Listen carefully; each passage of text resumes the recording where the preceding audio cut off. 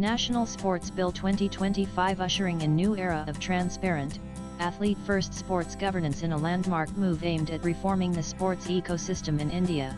The Ministry of Youth Affairs and Sports has unveiled the draft National Sports Governance Bill 2025. The bill seeks to bring in transparency, athlete-centric reforms, and global best practices in the functioning of national sports federations and other sports bodies. The draft legislation, which comes after years of failed attempts, aims to ensure fair and ethical governance of sports bodies, protect athletes' rights and promote a dispute-free and professional environment across Indian sports. In what could be a game-changing reform for Indian sports, the Government of India is all set to introduce the National Sports Bill 2025, a sweeping legislation aimed at transforming how sports bodies function, athletes are treated and governance is structured. The bill proposes aligning Indian sports governance with the Olympic and Paralympic charters, ensuring that the country is better positioned to host major international events, including a potential bid for the 2036 Olympics. At its heart, the bill is unapologetically athlete-centric. For the first time, athletes will not just be part of the system, they will be at the core of policy-making.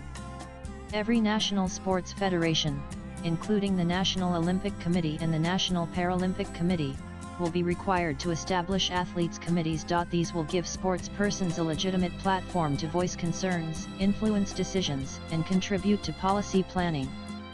Crucially, the bill mandates that 2 sports persons of outstanding merit must be part of the executive committees of these bodies, ensuring that key decisions include voices from the field. Women, long underrepresented in sports leadership, will finally have a guaranteed seat at the table. The bill makes it mandatory to have at least 4 women in every executive committee, a long overdue step toward gender parity in sports governance. To address the recurring issue of prolonged legal disputes, the bill proposes the creation of a dedicated National Sports Tribunal, a on-stop mechanism for resolving sports-related conflicts. The tribunal's decisions can only be challenged in the Supreme Court, drastically reducing the time and uncertainty that has derailed many sporting careers in the past. In situations where federations lose recognition or are suspended, the bill empowers the National Sports Board to set up ad hoc administrative bodies. These will be composed of experienced sports administrators, not retired judges, ensuring that training, selection, and participation of athletes continue without disruption. The NSB itself is a newly proposed body that will serve as the central authority for granting recognition to NSFs, as well as their state and district affiliates. It will also oversee compliance, funding and governance. By replacing the ministry's current role, the NSB aims to bring professionalism and autonomy into the sports ecosystem. Transparency is a recurring theme throughout the bill. All recognized sports bodies will now be brought under the Right to Information Act, 2005, allowing public access to decision-making processes and financial details. Ethics committees and dispute resolution committees will be mandatory across all sports organizations, helping enforce accountability and fair practices. The bill also sets clear eligibility criteria and structural reforms for executive committees. Their size is capped at 15 members to avoid administrative bloat, and candidates must be over 25 years of age. Those contesting top posts like President or Secretary General must either be sports persons of merit or have prior experience in governance. To promote leadership that's both ethical and experienced, the bill sets an age limit of 70 years for most positions, with some flexibility up to 75 under certain conditions. Tenures are capped at 12 years, with mandatory cooling-off periods, aligning with international best practices. Another significant highlight is the emphasis on athlete safety, especially for women and minors.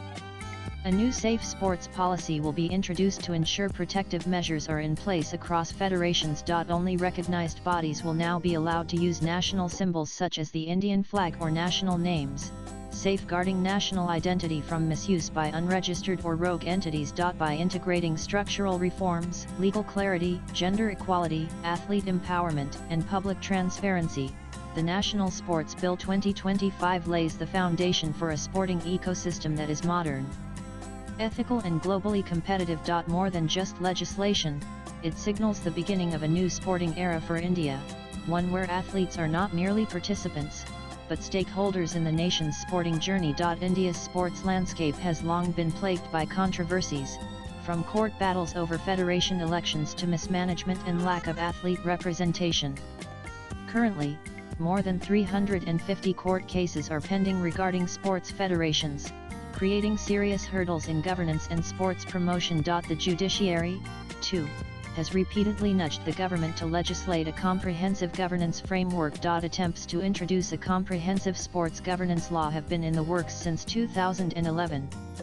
Various efforts, ranging from revised drafts and public consultations to committee reports, were stymied due to legal hurdles, court interventions and political transitions. Notably, the Delhi High Court's upholding of the 2011 Sports Code and pending court cases over the 2017 draft code halted earlier progress. Swipe left for next video. Officials say that the bill will not only bring structural reform but also help generate employment, protect athletes, especially women and minors, and pave the way for India's emergence as a global sporting power. Nan latest blogs.